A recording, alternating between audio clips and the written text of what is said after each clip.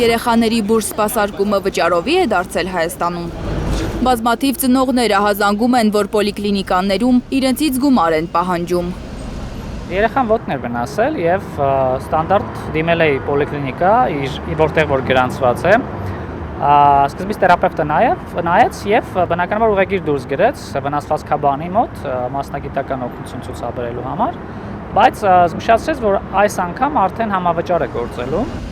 Առողջության համընդհանուր ապահովագրության հիմնադրամի գլխավոր տնօրենի պարտականությունները կատարող Սամվել Խարազյանի կարծիքով ծնողները հորինում են, թե նախկինում նեղ մասնագետի ծառայությունից անվճար են օգտվել։ Պետք չէ նման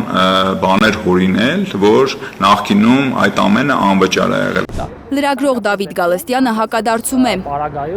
2 տարի առաջ իր որդու ոտքը էլի վնասվել էր, նույն պոլիկլինիկայում, նույն բժշկի մոտ, խորհրդատվության համար ինքը չի վճարել։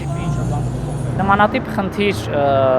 վնասվածք եղել է մոտարապես 2 տարի առաջ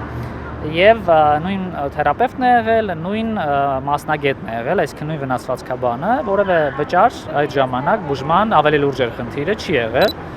Այդ նույն ծառայությունը մի քանի օր առաջ 9000 դրամ է եղել։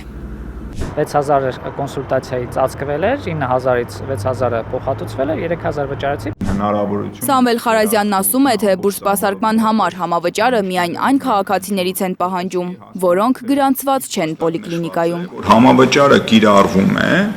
տվյալ պոլիկլինիկայում չգրանցված քաղաքացիների խորհրդատվության դեպքում։ Դավիթ Գալստյանը պնդում է, որ իրենից համավճար են գանձել հենց այն պոլիկլինիկայում, որտեղ գրանցված է իր որդին։ Դա բարեփոխում կոչել չի կարելի։ Ինչքան է անվանափոխեն, փորձեն շեղել, ասել, գիտեք ինչ կա, բայց սա դարձավ անվճար, բայց դեպքը դարձավ անվճար, ինչ կապ ունի, եթե երեխան նախկինում ստանում էր այդ ծառայությունը անվճար, հիմա ստանում է վճարովի։ Նեղ մասնագետի ծառայության արժեքը պետությունը սահմանել է 6000 դրամ եւ դա վճարվում է առողջության ապահովագրության հիմնադրամից։ Բուժհաստատությունը սակայն իր բժշկի ծառայությունը կարող է գնահատել մինչև 12000 դրամ։ Որքան լավն է բժիշկը, այնքան թանկ է նրա խորհրդատվությունը։ Եթե միջինացված հաշվարկ ունեն, որ 6000-ը բավական է այդ ծախսերը ծածկելու համար մեկ կոնսուլտացիայի,